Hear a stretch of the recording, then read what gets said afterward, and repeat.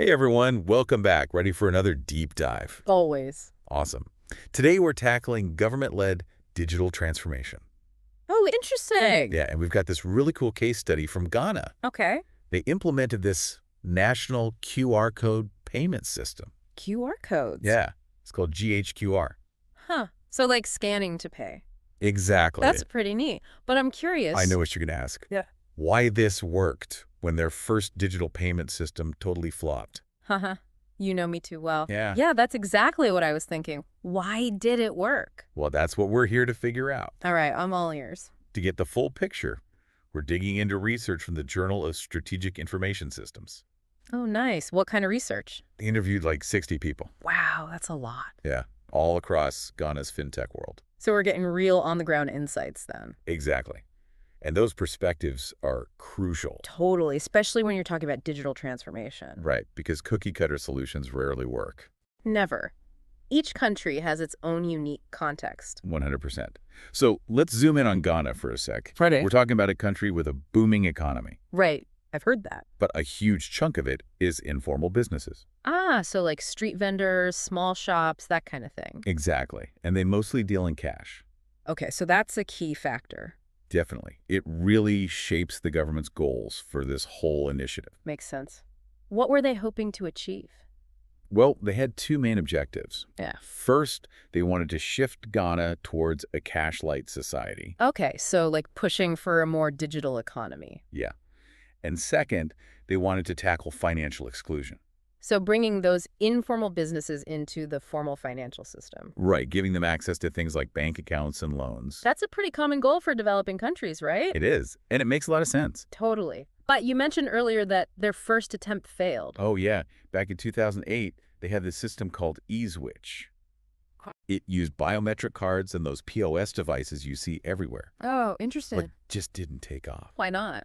Seems like a decent system. In theory, yeah, but it was too expensive, too complex. I see. Plus, it relied on infrastructure that wasn't always reliable. Like electricity and internet. Exactly. So even though the tech itself might have been fine, it just wasn't the right fit for Ghana. Again, context is everything. Totally.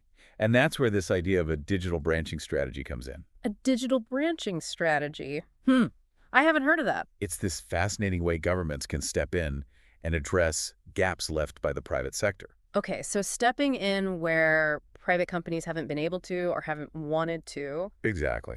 Tell me more about how this digital branching strategy works. Well, think of it like a two-pronged approach. Two prongs. The first is what they call frugal innovation. Frugal innovation. I like the sound of that. It's about finding creative solutions that are super low cost. So working within limitations like unreliable infrastructure or limited resources.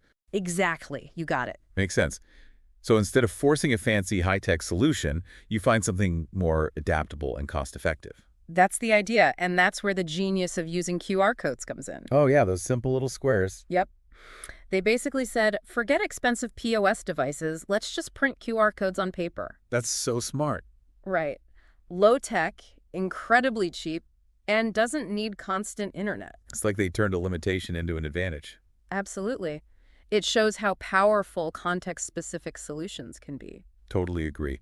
Okay, so that's frugal innovation. What about the second part of this digital branching strategy? The second part is all about ecosystem exploitation. Ecosystem exploitation. Okay, I'm intrigued. It's basically about leveraging what's already working in the system. So building on existing strengths instead of trying to reinvent the wheel. Precisely. And a perfect example of this in Ghana was their mobile money system. Oh yeah, mobile money is huge in lots of African countries, right? It is. And Ghana's system had this key feature called interoperability. Interoperability, meaning... It means different mobile money providers could all work together seamlessly. Ah, I see. So it didn't matter which provider you used.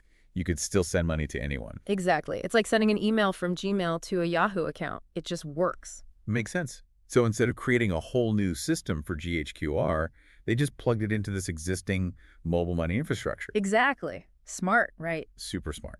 And did they try to control everything themselves? Nope. They actually partnered up with everyone. Really? Yeah. Banks, mobile network operators, even fintech companies. So a true collaboration. It was. By leveraging the existing ecosystem and getting everyone on board. They were able to roll out GHQR quickly and efficiently. And reach way more people than they could on their own. It's like they created this perfect storm of factors for success. It really is. They had the context, the goals, and the strategy all aligned. This whole digital branching idea, with its focus on frugal innovation and ecosystem exploitation. It's pretty fascinating, right? Totally.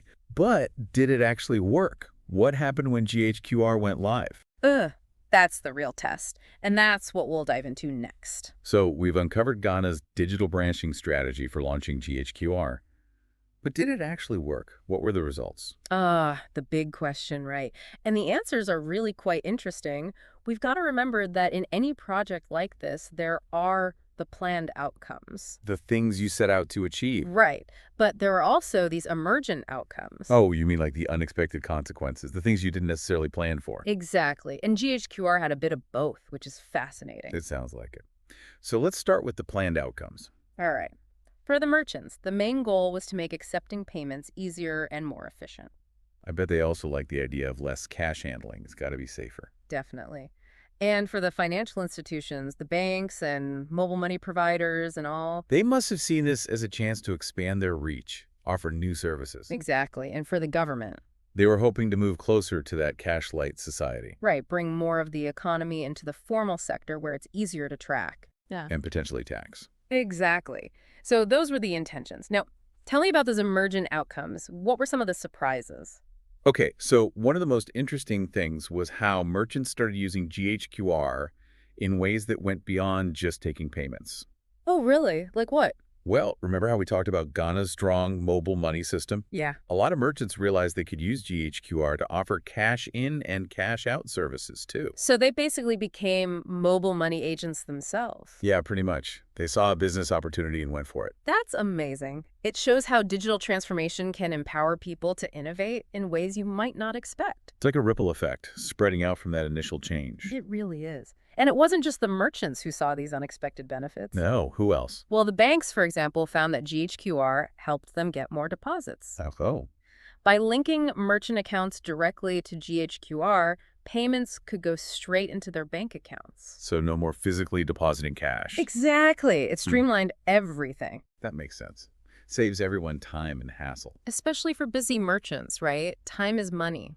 Absolutely. And what about the fintech sector? I know Ghana has a pretty vibrant fintech scene. They do, and GHQR gave them this new platform to build on, leading to a whole bunch of cool innovations. Speaking of which, you mentioned Susu savings apps earlier. What are those exactly? So Susu is this traditional savings system in Ghana. People pool their money together and take turns receiving a lump sum. Interesting. Sort of like a rotating savings club. Yeah, exactly. And fintech companies use GHQR to digitize this existing practice. Bringing a traditional system into the digital age. Right. It made it much more accessible and convenient for people. That's awesome. Any other cool innovations that came out of GHQR? Oh, tons. We saw fintech companies creating payment systems for farmers, making it easier for them to get paid for their crops. That's huge. There were also platforms for microloans and other financial services specifically for small businesses. It sounds like GHQR really did kickstart a wave of innovation. It absolutely did. But of course, we've got to acknowledge the potential downsides, too. Right, because every change has its ripple effects, good and bad. Exactly. And while most of those emergent outcomes were positive, some unintended consequences sparked some debate. You're talking about that e-levy, right? Yep, that 1% tax on digital transactions. That was a bit controversial. It was.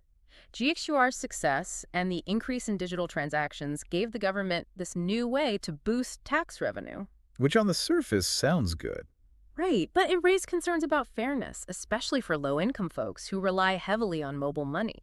It's a tough situation, trying to balance the need for government funding with the potential burden on those who can least afford it. Exactly. It highlights the need to carefully consider all the impacts, social and economic, of digital transformation. Because even well-intentioned initiatives can have unintended consequences. For sure.